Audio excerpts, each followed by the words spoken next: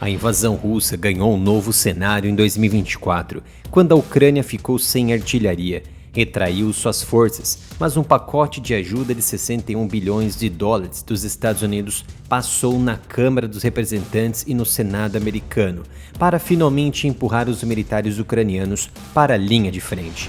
Para os exaustos artilheiros ucranianos que retêm as forças russas perto da cidade de Kupiansk, no leste do país, o pacote de ajuda dos Estados Unidos é uma tábua de salvação e potencialmente um divisor de águas, embora isso possa levar algum tempo. Depois de 6 meses de disputas no Congresso, o projeto de lei de ajuda militar e econômico de aliados e parceiros, avaliado em 95 bilhões de dólares, deve oferecer 64% deste valor aos ucranianos, em torno de 61 bilhões de dólares. O projeto circulou no Senado e, posteriormente à sua aprovação na terça-feira, foi assinado pelo presidente Joe Biden em caráter de urgência na quarta-feira, 24 de abril, visando reabastecer os estoques criticamente baixos de projéteis de artilharia e defesas aéreas de Kiev. O influxo de armas deverá aumentar as chances de Kiev evitar um grande avanço russo no leste, mas Kiev ainda enfrenta escassez de mão de obra no campo de batalha, enquanto persistem questões sobre a força das suas fortificações ao longo de uma extensa linha de frente de 1.000 quilômetros repletas de armadilhas.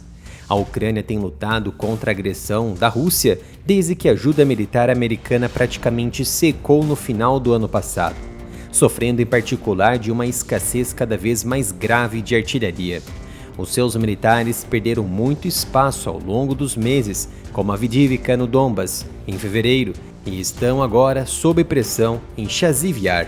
As forças de Moscou conseguiram superar Kiev numa proporção de pelo menos 5-1, subindo para 10-1, o que significa que a artilharia ucraniana tem sido cada vez mais incapaz de impedir que as forças russas se concentrem antes dos ataques terrestres. A escassez foi tão grande que alguns artilheiros ucranianos relataram que foram reduzidos a disparar granadas de fumaça para assustar os russos porque não tinham mais granadas. Ao mesmo tempo, a Ucrânia tem tido falta de defesas aéreas e antimísseis, expondo seus civis a um perigo crescente. A Rússia passou a atacar agressivamente as centrais elétricas ucranianas, destruindo 2 na região de Kharkiv em março e outra ao sul de Kiev no início deste mês. A eletricidade racionada por algumas horas por dia em Kharkiv, uma cidade de 1,3 milhões de habitantes. E há uma ansiedade crescente de que o sistema energético possa não conseguir dar conta na situação, especialmente no próximo outono e inverno. Após a aprovação do projeto pelo Senado e agora com a assinatura do presidente Biden, tornando lei, quando essas armas começarão a chegar ao campo de batalha?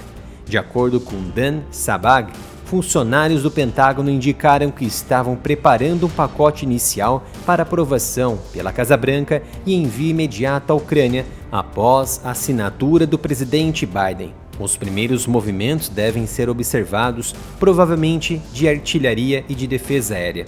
Algumas munições foram armazenadas antecipadamente na Europa e poderão estar em movimento dentro de 1 ou 2 semanas. No entanto, os especialistas alertaram que levará algum tempo até que qualquer diferença seja sentida. Podem levar semanas até que vejamos efeitos significativos no campo de batalha. Outro ponto é a indústria e logística europeia. Os países europeus demoraram a reorganizar a sua base militar e industrial em apoio à Ucrânia, ao contrário dos Estados Unidos, onde algumas munições, como o fabrico de munições e artilharia, são manuseadas por empresas estatais ligadas ao exército. Os países europeus dependem de empresas do setor privado e a emissão de contratos demorou mais tempo do que o esperado. Mas a preocupação sobre se e quando os Estados Unidos reabasteceriam a Ucrânia acelerou a atividade. Uma iniciativa liderada pela República Tcheca para comprar mais munições e artilharia de países neutros com estoques excedentes obteve pelo menos 300 mil munições, cujas primeiras entregas ocorrerão antes de junho.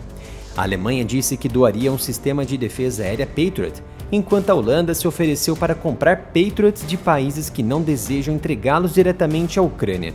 Com essas movimentações, quando o impacto dessa ajuda será sentido. Para quem não sabe, fui penalizado pelo YouTube, mas você pode ajudar no meu trabalho contribuindo com um Pix ou se tornando um membro do canal. Ao se tornar membro, assistirá a vídeos muito antes de todos e terá seus comentários destacados aqui. A Rússia também tem aumentado os seus gastos com defesa para até 7,5% do PIB e inovado no campo de batalha. Moscou está utilizando cada vez mais bombas planadoras rudimentares, mas mortíferas, lançadas do ar para devastar a linha de frente, a distâncias que Kiev não consegue combater.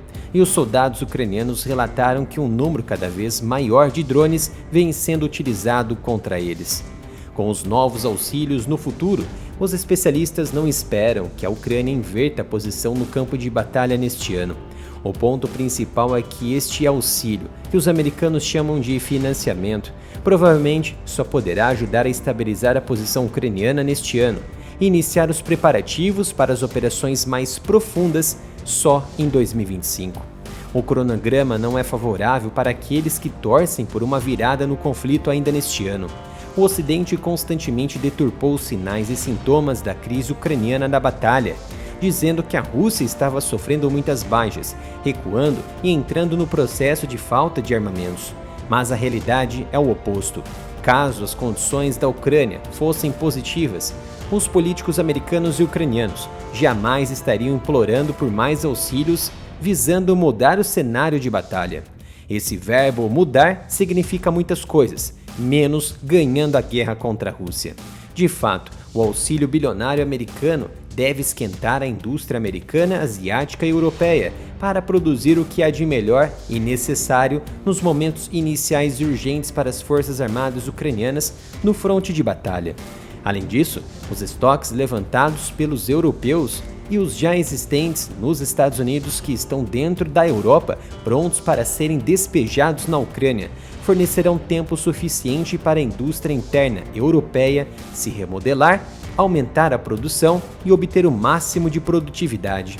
Em paralelo a essa injeção de financiamento americano na indústria interna própria e europeia, vamos observar, a partir deste momento, a ascensão da economia desses países envolvidos, que aproveitam a oportunidade da guerra para lucrar mais e mais, e assim preparar as suas indústrias bélicas em caso de um grande conflito, uma grande guerra no futuro, cabendo aos governos apenas um ajuste econômico de um estado econômico de transição e alerta e preparativos para um estado econômico de plena guerra. De fato, uma guerra continental ou pior, mundial. Como já sabem, fui penalizado pelo YouTube. Conto então com seu apoio em meu novo canal, o canal Analytics.